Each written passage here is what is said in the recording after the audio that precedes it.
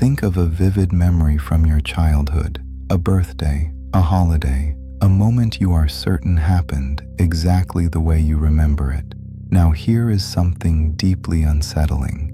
There is a very good chance that memory is wrong, not fuzzy, not incomplete, actually partly false, because your memories are not recordings of the past.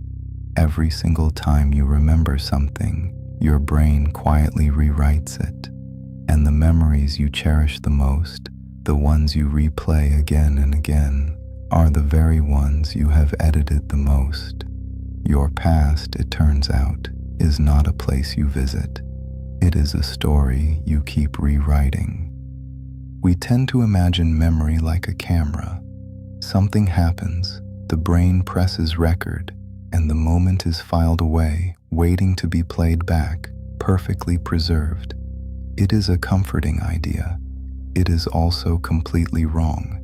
There is no little video library inside your head. There is no original copy sitting untouched on a shelf.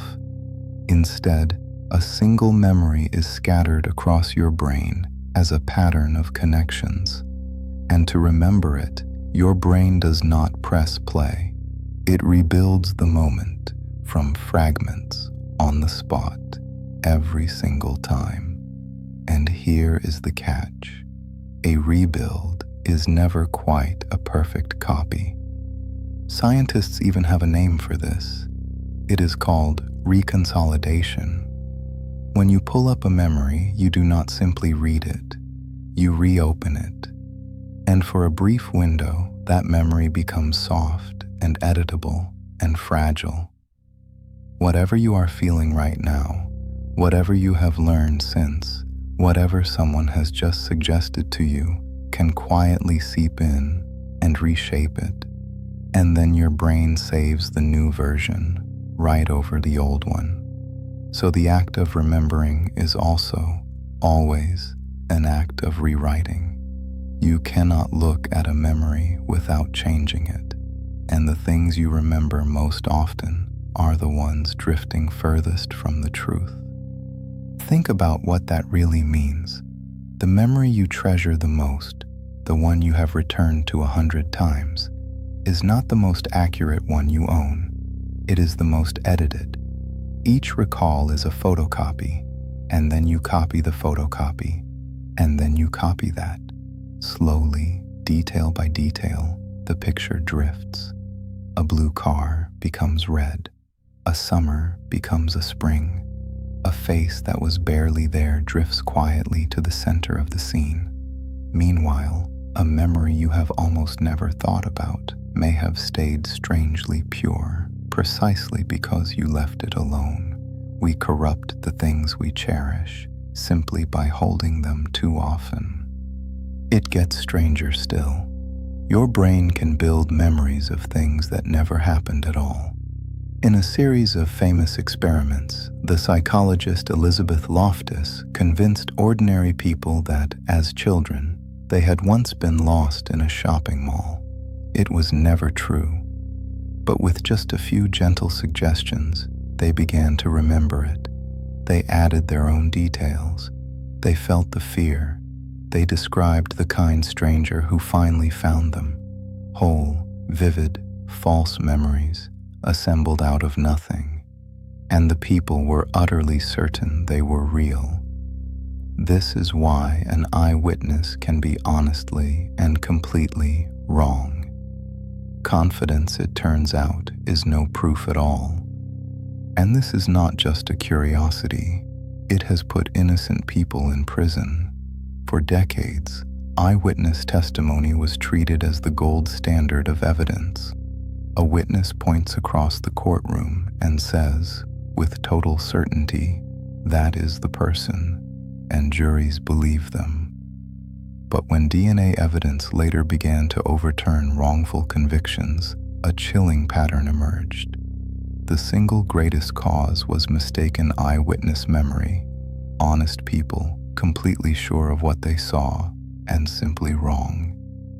Their memories had been quietly reshaped by stress, by suggestion, and by time. the most confident testimony in the world cannot outrun the way that memory actually works. So why would evolution ever build a memory this unreliable? It sounds like a terrible design, but here is the real surprise. It may be the entire point. Your memory was never built to be a perfect record of the past. It was built to help you survive the future. A flexible memory, one that can be updated with each new piece of information, is what lets you learn and adapt and predict what is coming next. A rigid, frozen recording would be useless. Your brain is not trying to preserve history. It is constantly rewriting the past in order to make you better at tomorrow. The bug, it turns out, is actually the feature. But this leaves us somewhere genuinely unsettling, because who you are is built almost entirely on your memories, your personality, your beliefs, your sense of being one single continuous person across all the years of your life. All of it rests on the story of your past. And we have just learned that this story is being quietly rewritten all the time. So the self you feel so sure of is not standing on solid rock. It is standing on a narrative, a story you tell yourself about who you have been, edited and re-edited with every passing year. You are not the reader of a finished book. You are the author, still writing it. And maybe that is not a tragedy at all. Maybe it is a kind of freedom, because if your past were truly fixed, you would be its prisoner. Every wound would stay exactly as sharp as the day it was first made. But because memory is editable, it can also heal. This is, quietly, how a great deal of therapy actually works. You return to a painful memory, and in that soft, open window, you lay something new down beside it. Understanding, compassion, a different meaning. You do not erase what happened to you, but you do get to change what it means. You hold the pen to your own story, and that is an extraordinary thing to hold. So the next time you reach for a cherished memory, hold it just a little more gently, because you are not opening a sealed painting.